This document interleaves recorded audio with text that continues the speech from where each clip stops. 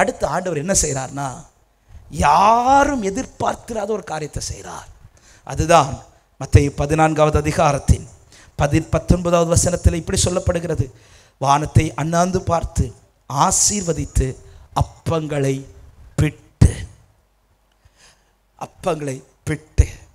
பிட்டுனா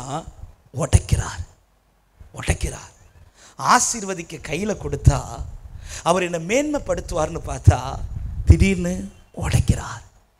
இதை சீஷர்கள்ட்ட கேட்டு செய்யலை, கொடுத்தவன்கிட்ட கேட்டு செய்யலை, கேட்காம செய்கிறார். ஆமென். சில நேரத்தில் கர்த்தர் கையில் கொடுத்ததும் கர்த்தர் அனுமதிக்கிற சில சூழ்நிலை இப்படி தான் இருக்கும். திடீர்னு உடைப்பார் பாருங்க, திடீர்னு உடைப்பார். ஆமென். இந்த நேரத்தில் தான் நிறைய பேருக்கு குழப்பம். ஏன் ஆண்டவரை உடைக்கிறீங்க? இந்த அப்பம் உடைக்கப்படும் போது இந்த அப்பத்துக்கு வாய் இருந்தால் சொல்லியிருக்கோம், பேசாமல் கூடைக்குள்ளேயே இருந்துருக்கலாம். இவர் கையில் போனால் எனக்கு வாழ்க்கை மாறும்னு பார்த்தா மனுஷன் கையில் இருக்கும்போது கூட உடையலை, அவர் கையில் கொடுத்தது உடைக்கிறாரு. ஏன் கர்த்தர் உடைக்கிறார்? ஒருவனை கர்த்தர் கையில் எடுத்து உடைக்கிறார்னா ஒன்று புரிஞ்சுக்கோங்க, ஒன்றை ஆசீர்வதிக்க மட்டும் இல்லை, ஒன்று நிமித்தம் அநேகரை ஆசீர்வதிக்க கர்த்தர் விரும்புகிறார். ஆமென். எல்லாரையும் கர்த்தர் உடைக்க மாட்டார்.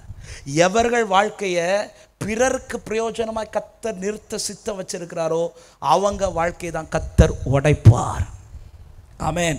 புரியும்படி சொல்லணும்னா, ஒரு வீட்டில் 2 பிள்ளைங்க இருக்கிறாங்க, ஒரே ஒரு பிரெட்டு துண்டு தான் இருக்குது. 2 பிள்ளைக்கும் கொடுக்கணும்.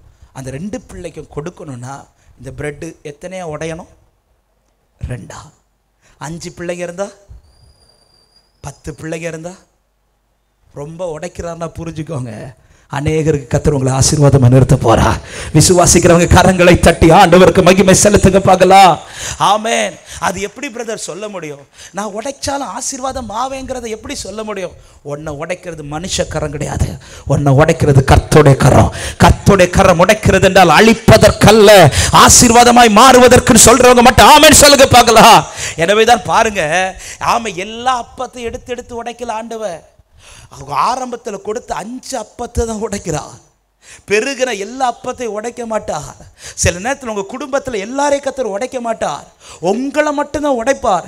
ஏன் உங்களை உடைக்கிறார்னா, நீங்கள் உடைக்கப்படுகிற அனுபவத்தில் நடக்கிறது நிமித்தமாய் உன் கூடாரத்தில் இருக்கிறவர்கள் ஆசீர்வதிக்கப்படுவார்கள். இன்னும் நான் சொல்கிறேன், உங்கள் கூடாரத்தில் வேற யாரையும் கர்த்தர் நம்பலை, உங்களை கர்த்தர் ரொம்ப நம்புகிறார். உங்களை நம்புகிறார். என்ன நம்பிக்கை தெரியுமா? என் பிள்ளைய நான் உடைச்சாலும் என்கிட்ட கேள்வி கேட்காம என் கையில் இருப்பான். என் பிள்ளை நான் எந்த பாதையில் நடத்தினாலும் என்கிட்ட கேள்வி கேட்காம நடப்பான். அதனால தான் இஸ்மவேலை பலி செலுத்துன்னு கேட்கல, ஈசாக்கு எனக்கு முன்னாடி பலி செலுத்துன்னு கேட்குறார். ஏன் ஆண்டவர் இஸ்மவேலை கேட்கல, ஈசாக்கை கேட்குறீங்க?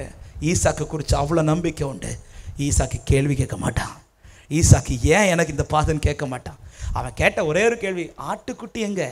அந்த கேள்வி கேட்க காரணம், அப்பா வாயிலேருந்து ஒரு வார்த்தை வந்துச்சு, தொழுதுட்டு வரோம், ஆராதிச்சுட்டு வரோம்.